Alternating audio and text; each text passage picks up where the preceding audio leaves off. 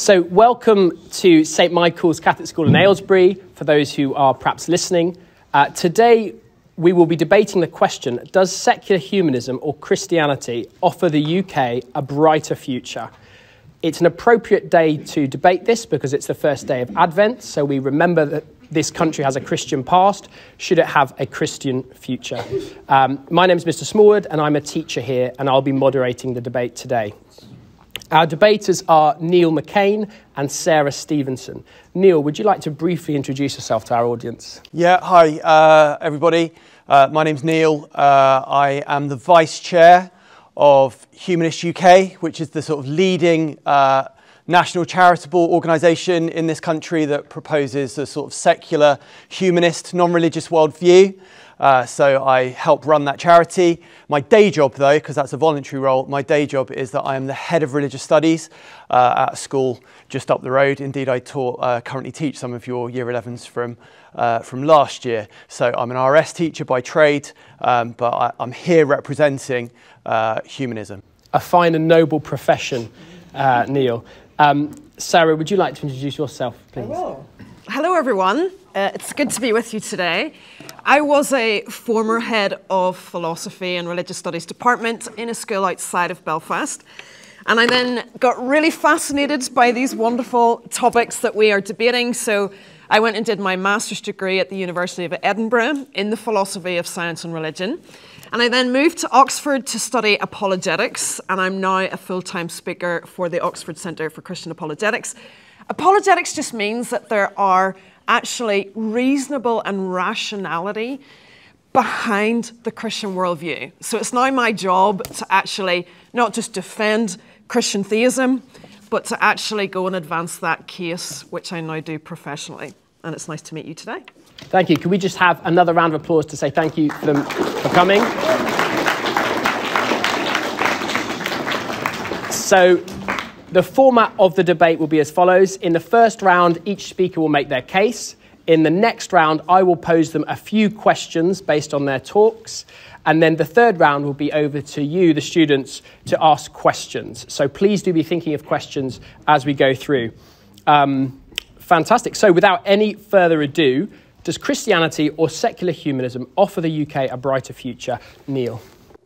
Okay, thank you very much. Sam's going to be my next slide, please, person. There we go. Thank you. Can you see that at the back clearly? Brilliant. Thank you for nodding. So, yeah, good afternoon. Thank you for inviting me. And I want you to begin by looking at this, this photo, which I hope you recognise from earlier this year. It was about 7 months ago, I think. And you can tell me who the guy sitting in the chair wearing the weird clothes is, holding the weird sticks. That is King Prince Charles III, the current monarch, the current king of this country, and the head of the established church in this country, which is the Church of England as well. I'm the head of RS at a Church of England school, which makes my job very interesting because my charity wants to close Church of England schools down. So, but they pay my mortgage, so I'm on the fence on that one. Now, I love history, I love religion. My day-to-day job is teaching religious studies. I've just rushed here from a lesson where I was talking about arguments for the existence of God with Year 7. So I'm really fascinated by religion, I'm really fascinated by history, and I thought I would be really excited by this event. But I really wasn't. I was captivated by the Queen's funeral. It felt like a real moment in time. And I thought I would have the same emotional connection to this event, this massive Christian ceremony that billions of people around the world were watching. And you know what? I was bored. Bored stiff. I started watching it and then I stopped because I was so bored by the Christian liturgy. I don't know if you've done liturgy for your GCSE, the service and the rigmarole and the praying, and it just to me spoke of the past. It spoke to me of the past. I was like, what is in this? Where does this speak to me? All these strange prayers and religious elements and funny men in funny clothes. What has this got to do with modern Britain? And to me, the answer was nothing at all. It completely switched me off. I don't know what your engagement with it was. So the motion that I'm proposing, in answer to the question, is that secular humanism has a brighter future in this country than Christianity, in its institutional and its historical forms that really still impinge, like you mentioned, on our schools and on our government. Now, I understand I've got 10 minutes. I'm going to be really quick because I think the most important part of this is that you get to ask Sarah and I some questions. But if you were bored by that ceremony, and if religion really isn't that important to you, or is personal to you but really doesn't play a part outside of that, then I really hope you're going to agree with me on my side of the debate rather than Sarah. But being a good debater, I'm going to define my terms. Now, Sir says he's defined these terms to you, but just to go over them, secular really means the removal of religion from society or the separation of religion from society. Now, you can be religious and secular. You can be religious and say, actually, religion should play no part in society. It should be a personal matter. But you can also more than likely be a humanist or an atheist and say, look, religion's not important. We should remove it from society. Humanism is a non-religious philosophical worldview where humanists like me just say, do you know what? There's not really much evidence for God. It's not an important question to us. We just want to get on with living our lives and being happy without the need for speculation about anything that we can't prove. So that's what secularism is, and that's what humanism is. So Mr. Smallwood has said that you have been studying arguments for the existence of God. So the cosmological argument, the design argument, religious experience. I've missed some others. You're nodding, but I've probably missed some off there. So I teach those subjects as well, at A-level, at Year 7, at GCSE. I find them fascinating. And Sarah, who's an apologist, has spent her time looking at those philosophical arguments and defending them, the rationality of them. And I think that's great. But I don't think, for the future of our country, philosophical debates to prove the existence of God are actually that important. If you find them interesting, great. But outside of the classroom, I don't think, moving forward, they're going to have that much sway with people. Because you don't really come to religious belief because some clever philosopher from 800 years ago had a really good idea. I don't think that's how faith and belief work. I think actually people come to religion because their parents brought them up in a particular way, or they grew up in a country that was Christian. And that's why you guys are in a Catholic school in a Christian country rather than being, I don't know, Buddhist or Hindu. Apologies to those of you who are Buddhist and Hindu, but you get the point that I'm trying to make. So if you have any questions on that, I'm more than happy, but I just don't think it's very important. Like The Rock says, it just doesn't matter. So secular humanism is about freedom of religion. It's about freedom of belief. People can believe freely. That's fine. But as humanists, we just don't think it's that important. Okay? And why does that matter? I'm just going to ask Sam if you could click us forward a bit. So you may not have seen this graph before. Any of you moving on to doing sociology next year, you might be familiar with this. This is the names that we give to the generations over the last 150 years. Well done to those of you who have spotted that you are Gen Z. And you, I think, if I've counted your birth dates correctly, you're sort of in the middle of Gen Z. Okay, so Gen Z, your generation, are becoming less and less religious, according to all measures. Church attendance, marriage, everything. You're becoming less and less religious, okay? And that's because I think that traditional religion, traditional Christianity does not speak to you because you've grown up in an age of enlightenment and science and technology, and these myths and these stories that have driven our culture and our society for the last 1,500, 2,000 years no longer have the meaning and the value that they used to. You're more interested in going forward and not believing in these superstitious metaphysical beliefs of the past. And if you don't believe me, last one, Sam, if you wouldn't mind.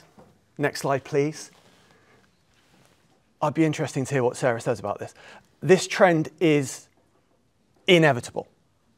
This trend is inevitable. Regardless of what we talk about here today and we discuss, I'd be really interested to see your questions on this. This trend is inevitable. This is data from the last census that we've got. A census is where everyone in your household, probably one person, had to fill in a survey and say what religion they were, how many people live in your house, what jobs you do, where you live, etc. And if you look at the trends there, Yes, Christianity is still a majority in this country. That's to be expected, given the religious history of this country. But it's in terminal decline. People identifying as non-religious are increasing. There is an argument, if you look at the bottom, that thanks to immigration in the mid-20th century, post-World War II, and birth rates among Muslims, that the Muslim population is on the increase, but there is still a huge, massive gap between Christians and non-religious in the middle there. Within the next 20 years, within your lifetime, this country will be more non-religious than it will be Christian by definition. That's a fact. That's a fact. That's a statistical fact. Sociologists, David Voas, Linda Woodhead, Lois Lee, all the experts on secularism in this country, that's what the data says. And I think there's a reason why, and I'm going to move on to what I think your next GCSE topic is, which Sir tells me you're moving on to looking at ethics around family life. Okay, so here's some data which sort of shows where Christianity traditionally is out of step with the generational views that you guys hold. Okay, so for example, this is taken from the British Social Attitude Survey. In 1994, 64% of people agreed that it was okay for a couple to live together without wanting to get married. Cohabitation, living in sin, Christians used to call it. 81% now hold that view. 8 out of 10 people in this country say, absolutely fine. You don't have to be married. You can live together. You can have kids together. Who cares? Christianity still teaches, and the church that this school still says that that's wrong. In 1983, 17% said that sexual relations between adults of the same sex was not wrong at all. 67% now say same-sex relationships are fine. Same-sex marriage is legal in this country. This is the data. Abortion. There is now almost universal support in this country for a woman's right to choose. 95% are in favour of abortion being allowed when a woman's health is seriously endangered. 89% when there is a strong chance of the baby having a serious condition. Over 70% would defend a woman's right to choose regardless. What does the Catholic Church teach? That abortion is murder. Okay, that's the official teaching of the Church. But it's completely out of step with the generational opinions of people in this country, and particularly your generation. And that's why I think, and I think the data proves me right, that moving forward, secular humanism has a brighter future in this country than Christianity. Thank you. Thank you very much.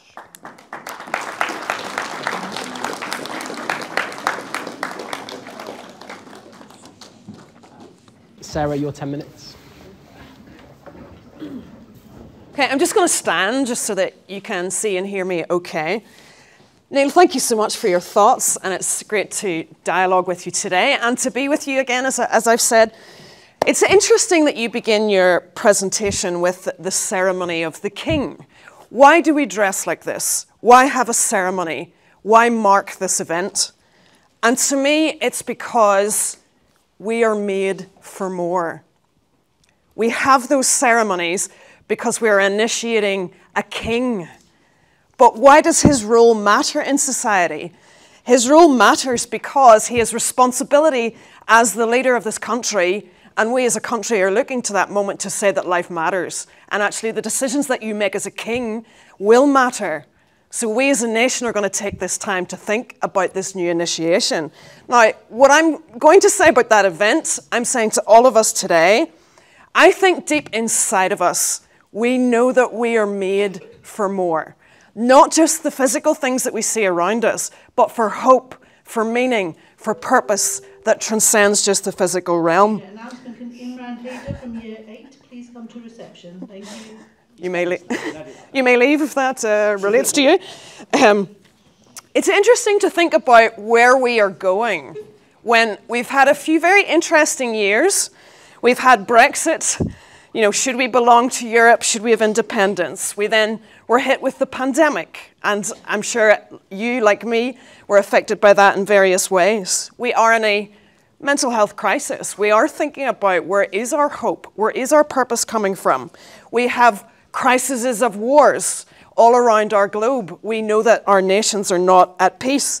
I think we have an identity crisis as well when we look internally and we think about when you go home and let's say that you're not occupying your mind with all the kinds of things that you do, there is those times when you just think, why am I here? What am I here for? And so what I would say in terms of taking stock about where we've come from to where we are going, I think very strongly that Christian theism offers us not only a coherent worldview that makes sense of the universe, but actually makes sense of those questions that we ask of ourselves. And there's so much to navigate ethically. We have some of the most humongous ethical decisions to make. Artificial intelligence, how should we relate to technology? Climate change, how do we look after our planet? Immigration laws, because there's so many refugee crises, as well as the freedom of human movement. And I think that Christian theism offers us a guiding way and a path and a design for making ethical decisions. Now, some people, I think, mistakenly think that Christianity is just about this spiritual thing in the future, whereby you get right with God now and then your soul floats off into some spiritual realm. And this is not the robustness of what Christianity is. It's based on real historical events actually happening.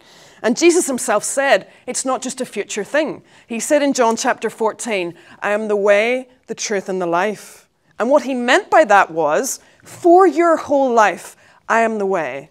I am the one to make sense of your meaning. When you are lacking hope, when you're lonely, when you're navigating your lives, he is actually the way for how you lead your life. Now, in the early 2000s, the new atheist movement, I'm sure that some of you have studied some of these thinkers like Richard Dawkins, Sam Harris, Christopher Hitchens, Daniel Dennett, and they come out with arguments like, we shouldn't take Jesus and his claims seriously because science has debunked faith, that we can't believe both in science and in religion. But I want to offer you today to say that these claims are simply not scientifically true. There is a difference between the methods that we use in science. So for instance, if you go to physics or chemistry or mathematics, are you going to pray to find the answers that you're going to do in those lessons? No, you're not. By all means, pray, but that is not the method. There is a rationality and an order and a way to do those things. But that is different to the metaphysical worldview by which we live. Science is not telling us why you should do the ethical things that you do. It is not telling you where you should place your hope. It doesn't tell you whether there's a heaven. It doesn't tell you whether there is a God. Science itself is not against God. It's providing us a way for us to understand the information in the physical universe. Recently, John Lennox, who was a former professor of mathematics at Oxford University, he was debating Jordan Peterson. Jordan Peterson is one of the most famous psychologists of our time. And Jordan opened up that debate to say, I used to be convinced that science had debunked faith, but now I'm realizing that's a worldview. That is not science. Science is giving us information. It is not telling us who we are. Now, in your generation, we are seeing some of the biggest advancements in justice movements. So for instance, through the pandemic, the real emphasis that Black Lives Matter, that every life matters. We're seeing advancements, as we've talked about, in women's rights. But what I would say to you is, as we go forward in justice for the things that you care about, what is the foundation that actually makes sense of every life matters? Respectfully, to my opponent today, if you go onto the Humanist website, it says mantras like, think for yourself, act for everyone. We can use reason and we can use science to work these things out. Well, who says? Where does reason come from? How do we know who has the authority to tell us how to live? One culture says this, one culture says that. It's interesting that the United Nations, in its declaration, in Article 1 says, every life matters. Does our world believe that? Does the world believe that every life matters? So how is it that we think that we can just come up with a mantra to then say to the world, actually, this is what you should believe? Because I'm just going to tell you now, I see that as a contradiction. I don't think we can say to the world, there's no ultimate meanings and purpose and design, but yet we're going to tell you what it is. So do we believe in truth or not? Because we can't have it both ways. We cannot say on the one hand, there's no ultimate meanings, purposes, and hopes, and then come along with our justice movements and tell people what to believe. Like authority and moral obligation, it has to come from somewhere. You can't just expect people to believe that if you remove all forms of meaning. And so when I'm presenting to you today an argument to say Christian theism is robustly true, it's actually because in your justice movements, it's making sense of why every life matters. Why? Because the God who made this universe said you're made in my image. I have created you. I have designed you. There is authority, there is moral obligation, and there is human value. This is a strong foundation in which to place our hope. And so I began my short presentation today with you to say, we're made for more. All of us in this generation, we're struggling with our minds, with our hopes, with our purposes, with our meanings. And I think it's because we're finding ourselves out in the story that we're telling ourselves. Because I think on the one hand, your generation is being told there is no ultimate meaning and purpose and hope, but go and find it. And I think we're catching ourselves on to realizing that makes no sense. I'm living in a meaningless world, and yet I'm supposed to go and find this thing to make myself happy. That doesn't make sense. And so I'm saying to you, if we want a brighter future for the United Kingdom, it starts with us. It starts one life at a time to say, the story I tell myself matters. I'm not an accident. I'm not just a cosmic coincidence. I actually was designed. I am loved. I was created. This is my identity. I'm going to finish with, because I have been going into justice a little bit here, the Old Testament tells the story of Moses, whereby he is in Egypt. He is deeply, deeply, deeply stressed by the oppression of the Hebrews, and he actually strikes out against one of the Egyptian slave masters because he's reacting to that injustice. He then has to flee the land, and when he flees the land, I'm sure you know this story very well, he comes across the burning bush. The burning bush isn't consumed. He meets the living God, and it's interesting that now he's met God, he's actually got the power to go back to the very place of oppression and set the people free. And so what I'm saying to you today is, if we want a brighter future, I believe it is meeting the God who cares about the very things we care about. And this is where it comes from. We're made for more. Thank you.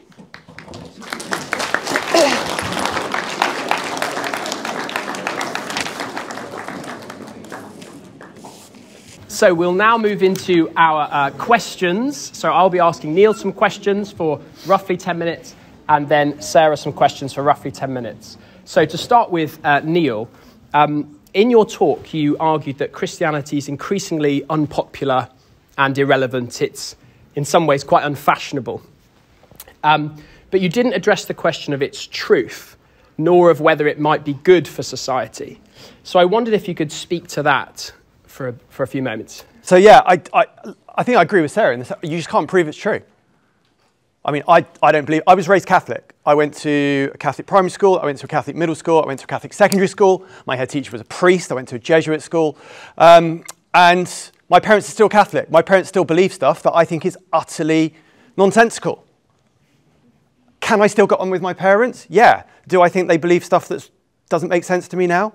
Yeah, that's fine. I don't think you could, I mean, Sarah finished her talk with her justification with a story from over 2,000 years ago about a figure that probably didn't historically exist and is some kind of composite character, Moses, talking to a bush that was on fire but didn't burn that talked to him. Now, if you want to believe that story and you think that story is real because you think the Bible is true, do you know what? I haven't got a problem with that. That's fine. But you can't expect me to have any comment on whether it's true or not, because it doesn't make any sense that scientifically that can happen. So I find it really difficult as a humanist to deal with the truth claims of stories and myths that don't speak to a worldview that is rational, is scientific, has no evidence. I mean, Christopher Hitchens says extraordinary claims require extraordinary evidence. I don't see many bushes on fire not burning. I don't see many people talking to me out of burning bushes. I don't see many people walking on water. I don't see angels existing or talking to me anymore. If you want to believe that, I fully respect, in a pluralistic, liberal democracy, your right to believe it. I just don't get how I, with a scientific worldview, can claim that it's true. Thank you. It seems right at this point to get you to engage with one another a little bit. So, Neil, you've said that you think that it's unscientific and that there's no proof, there's no way to prove Christianity is true. I wonder if you could perhaps speak to that, Sarah. Yes. Interesting, isn't it? I think, first of all, we have to realize, like, the difference between regularities and patterns and order and actually what it means to have an open universe. So, for instance, I'm sure some of you might have studied David Hume, who talked about, you know, these laws of nature are these unbreakable things and nothing happens outside of them. But actually, the regularities in nature is only to say that when we observe them, this is the patterns that we should expect. It's not saying anything about whether miracles are possible. And in fact, if God exists and he is the designer and the creator of everything, then he as an agent can step into his creation and do things. So I really want to emphasize a word to you that I think is so important in this discussion, and that is the word agency. So sitting on my table here is a cup of tea. There is a couple of reasons why this tea is sitting on this desk.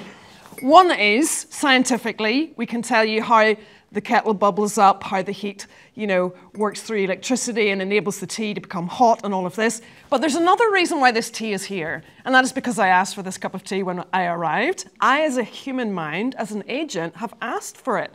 So when it comes to information in the world itself, I actually think there's a treasure trail of evidence to suggest that information is not just physical. Now think about it. There is a mathematical, natural language by which things work. So where does that come from? Where does that intelligence come from? What is numbers? What is time? All of these things have to come from somewhere, and they exist even beyond the physical realm. Even think about the information that's in your mind before you make it a physical thing. So for instance, later today, I'm going to chat to my friend. In my mind, I have information that I want to communicate that I can bring into the physical world. There's like a treasure trail of science to suggest that we're not just in the physical realm, that there's invisible or spiritual things. So I would say to you that we're in a very information-rich world that makes sense of theism. I'm just looking for it. I can't see it, but yeah. So don't worry, I'll give you plenty of time to come back to Sarah's questions as well. So did you want to respond to that or move on to the ethical side of things? I just wanted to pick up on this sort of, there's this sort of defense of the supernatural. And Sarah talked about this idea that sort of science cannot tell you where to place your hope. Science cannot tell you, you've probably been told, like, where to find meaning in your life or in your existence. You've probably heard it in maybe your RS lessons. Science explains the how, religion gives you the reasons why. And I think that's not true. I think the more and more we learn from science, from psychology, from biology, the more we do understand the reasons why humans behave and think in the ways that they do, because we are natural beings living in a natural world. We're subject to those natural processes. So, for example, Christianity may lay claim to this exclusive truth that God loves every individual or that we should love our neighbour. Well, lots of other cultures before Christianity and lots of other religions that never encountered Christianity have the same beliefs as well, because religion is a human construction. It's not got a divine basis. Thank you. So that leads us quite nicely on, actually. One of the points that Sarah made was that your ethics, for example, the belief in human rights, can't really exist without a foundation of divine authority or something transcendent which gives these obligations an authority. How do you respond to that? So I think you can. attempt to do that philosophically. You can look at a pre-Christian philosophy, such as Aristotle, who argued that all human beings have an end to some extent, but it's a natural end, that all human beings want to flourish, they want to be successful, they want to live in harmony. Aristotle says that that is what we all want to achieve. Aristotle's philosophy was then Christianized by Aquinas and others in the medieval period. But the idea that human beings have goals and ends and desires and they want to be happy predates any kind of Judeo-Christian culture. Equally, if you then look into the sort of early days of the Enlightenment, the philosopher Immanuel Kant, the German or Prussian philosopher, tried to separate religion and philosophy and ethics in his Critique of Pure Reason and other texts, and argued that, yeah, there is sort of universal reasons why we should treat human beings with dignity and respect, because we are rational beings capable of understanding how to live. I'm being a bit facetious there, as Sarah knows, because Kant also defended theism. But I think you can make an argument that Kant was quite successful in taking God out of ethics to some extent. Thank you. So would you like a quick reply for perhaps a minute or two maximum? You're like, don't go off on one, Sarah. Yeah, I think I'm just trying to I'm trying to argue from a deeper level. So for instance, can you reason? Yes. Can you form ethics as an atheist? Yes, but I'm trying to say at a base level underneath that, where does the ability to reason come from? So if we're only just a physical thing, why is it that our minds can transcend the natural order to actually think around it? So I'm saying I think the best cause level or fundamental reason for rationality comes from God.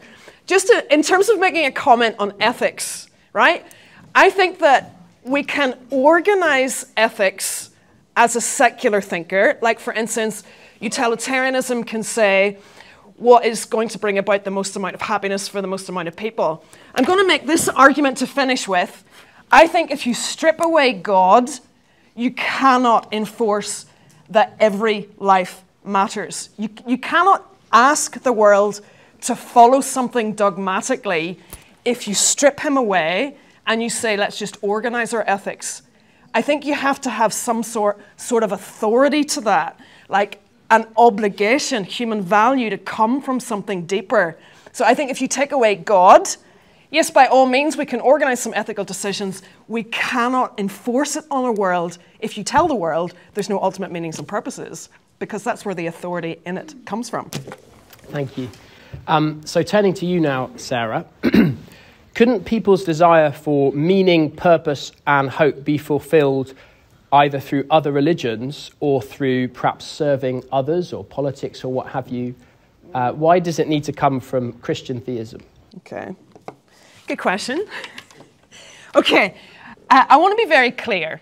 Can you have some forms of happiness without a belief in the God that I'm presenting to you today? I think, yes, in a temporary and limited sense.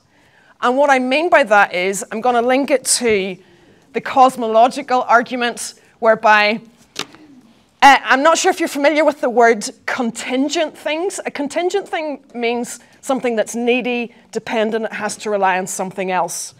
Now, anything in the physical world is contingent. So you and me and everything physical, it has a temporary time.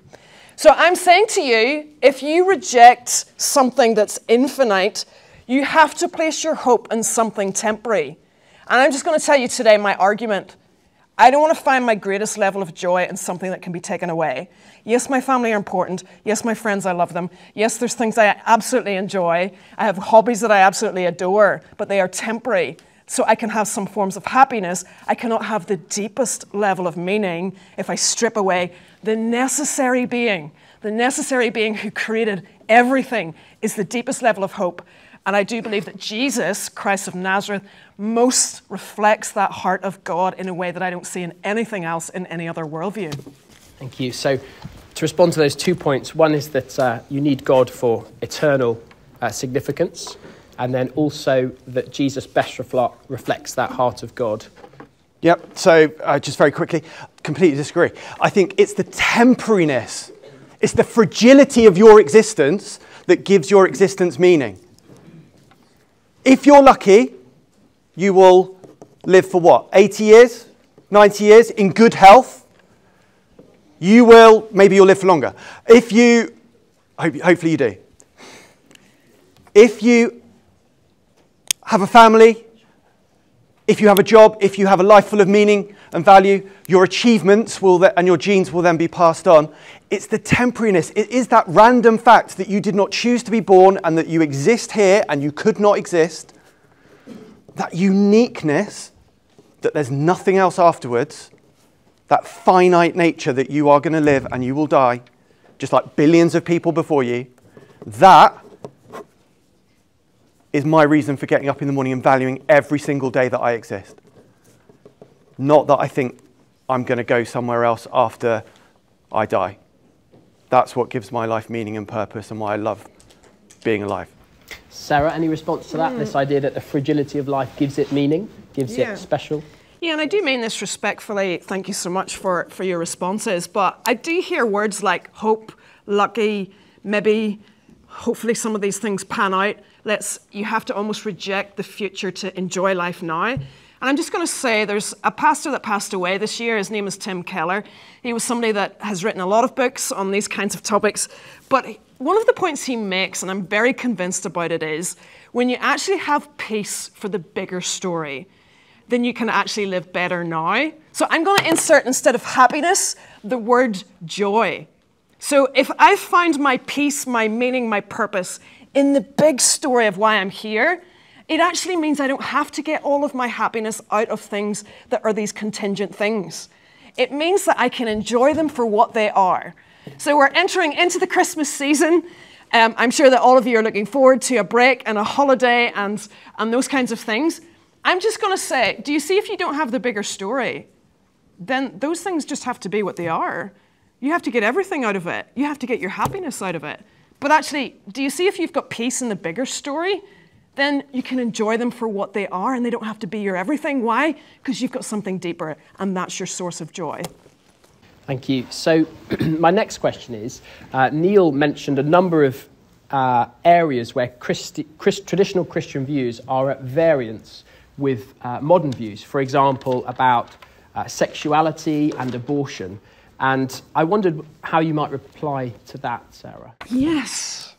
I really want to reply to this because, as I've said, you guys are so motivated for justice, and I think brilliantly, you want to see that people who've been oppressed aren't mistreated. You want to see all of those things. Now, I'm just going to tell you that I believe there's a false accusation circulating, and that false accusation circulating is that Christianity is dangerous and that it is actually holding us back from freedom. And the reason why I'm telling you this is because if you strip away, if you take away the idea that every life matters, like the Judeo-Christian worldview teaches, you're made in my image, every life matters, what is your basis for telling the world to believe you in your justice issues? So if you say, no ultimate meanings and purpose, Christianity is not true, there is no objective truth, there is no mind-independent morality, well then tell me why I should believe you. Why should I live my life a particular way? And so I actually think the Judeo-Christian worldview enhances what you're searching for in justice. Now I'm going to tell you the name of an author, Tom Holland, who has written a book called Dominion. Now in that book he's actually saying, until the Christian worldview spread, we did not have half the concepts of justice that we have today. Christendom has largely inspired hospitals, charity work, thinking about people that are oppressed.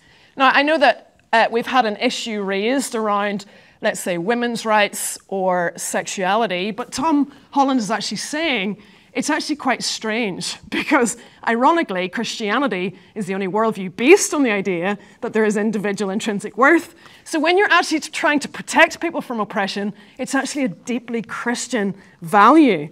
So I would actually say Christianity inspires our fight for human rights. It is not dangerous and it is not trying to take them away. What do you make of that, Neil? The idea that Christianity inspires and, in fact, has inspired, to go to the Tom Holland point, a belief in human rights and a belief in justice throughout the centuries. So I think it can do. If you look at Martin Luther King, who fought for black civil rights in America in the 1960s, King is famous for being a Christian Baptist minister. He had personal religious experiences, etc. But he also worked alongside trade unionists, communists, socialists. The person who organised the march on Washington alongside King was an atheist. This exclusive claim that Holland and others make that only Christianity can provide that sort of respect for your fellow human is deeply, deeply disrespectful to people who don't hold that worldview. Malcolm X was a Muslim who worked to provide black people rights in America. He wasn't Christian. He wasn't Judeo-Christian. He was a radical Muslim. I think to argue that social justice and social progress only come about as a result of a Judeo-Christian worldview is a deeply disingenuous position to hold. And I would argue, I wouldn't say it's dangerous, but I would say certainly that it restricts progress and it restricts women's rights to access healthcare, and therefore it's wrong. So, thank you. We do have 2 minutes left. But I respond to that? Sure, yeah. Go for it. Okay. So I'm actually just back 4 weeks ago. I was in Ukraine. I got an opportunity to speak in a range of settings across 6 cities in that country, and we obviously know how their human rights are being impinged upon with the conflict in that nation. I'm very personally, my favourite topic is actually human rights and justice, and I'm travelling into certain spaces because I'm really motivated by that. And I want to acknowledge what you're saying. Do you have to be a Christian to do good or to advance human rights? I'm going to agree with you that I believe you can have another worldview and do good things. Atheists can do good things. And then sometimes I'm actually cheering them on. If they're trying to fight the social injustice, then I'm actually like, let's do that together. That's not the argument that I'm making. The argument that I'm making is, what is the best foundation or fundamental explanation of human rights? And I'm just saying to you, I don't think that we get authority to tell the world to believe one particular view if you say there is no ultimate reason for us to live. If you strip that away, if you say that we're not individually made in God's image, I think if you take away these tenets, you fail to convince the world of there being objective truth. I just really want you to get this point, okay? On the one hand, our justice movements are saying there's no objective truth, Christianity is wrong, but then they're coming behind us saying, but this is what you should believe. Well, which is it? Is there truth or not? Because on the one hand, we're being told not to believe in truth, and then the next minute we're being told what the truth is. I'm just saying, I think Christian theism is consistent and coherent with the world that we live in and the justice that we seek. Thank you very much. So we'll move on now to questions from the audience. So perhaps Mrs. McMahon, if you want to pick out students. If you put your hands up, students, if you've got a question, I'll repeat the question from the front.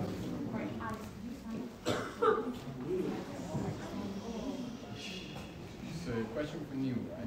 So you say that the lack of evidence proves that God doesn't exist. I would argue that, actually it's a question more.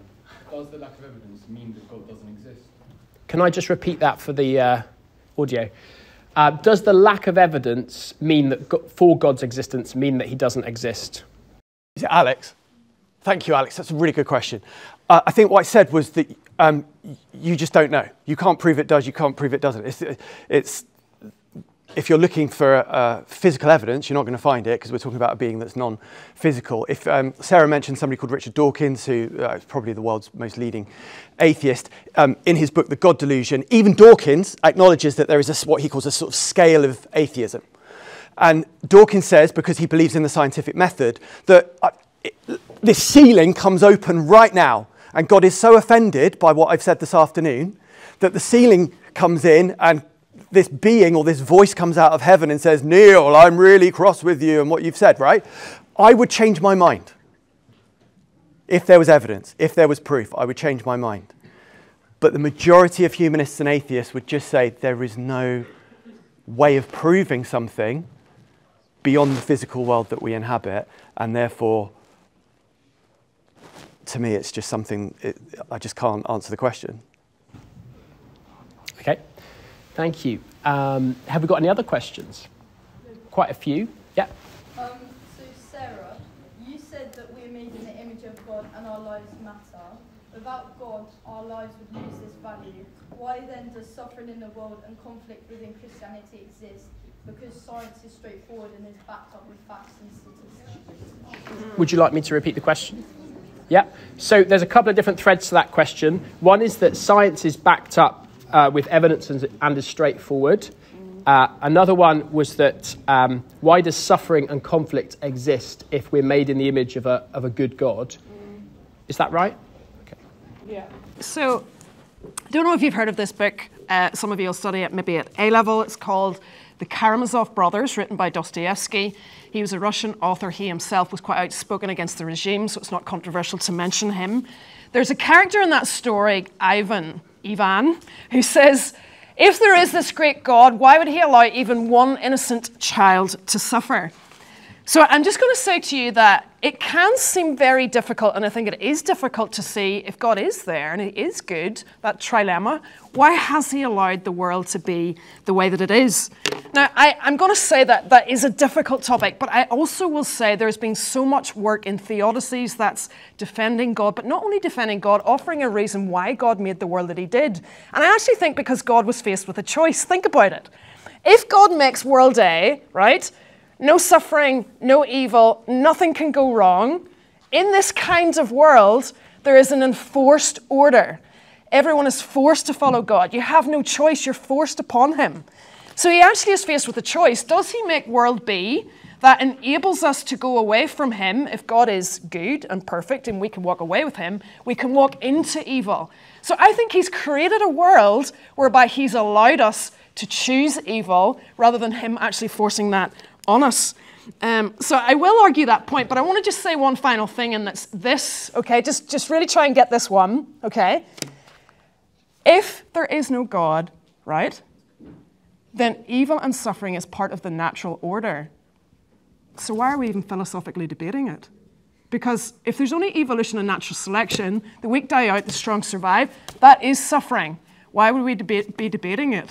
It's part of the natural realm. So it only actually makes sense that it is a problem if something has gone wrong. And to me, you need a world of meaning to actually say that suffering is a problem. Thank you. Next question. Yeah, go for it. If miracles happened so often back then, why don't they currently happen now? Is this for Sarah? So if miracles happened so often back then, presumably in the Bible times, then why don't they happen today? Okay, so I think it's important to firstly establish what we mean by miracles happening a lot in the past. You know, if you actually look at the stories in the Bible, there wasn't an expectation that all the time chaotic things would happen. Like in the Christmas story, when, for instance, Mary claims to have seen an angel, she reacts in a way that you and I would. It talks about shock, fear, like what is happening? This is not the local angel that just pops in for a cup of tea in her worldview. This is something that doesn't normally happen. So even in the Bible, there is exceptional times when it seems that the God of the universe steps in and does something. It's not actually natural that every day you have something supernatural happening. Now, in today's world, obviously sometimes Christians or people with religious experiences are claiming at times God steps in. Often he doesn't, which I actually think is comparative with the past and the experiences of those characters. But I actually think that beyond just these exceptional times, there's something else that God is actually saying is available every single day, and that is his presence. So it's not that he's chaotically changing up the world. He's actually offering himself to you in relationship that can be a daily experience of your life. And sometimes maybe he intervenes. Often he doesn't, and actually that's consistent with what the biblical picture is. Thank you. Have we got any more questions? Okay, so at the risk of there would be a mutiny since the bell has gone, I think I just want to say on behalf of St. Michael's, thank you, Neil, for coming. Thank you for your eloquent speech and your sincerity. And thank you so much, Sarah, for exactly the same. Thank you. A round of applause, please.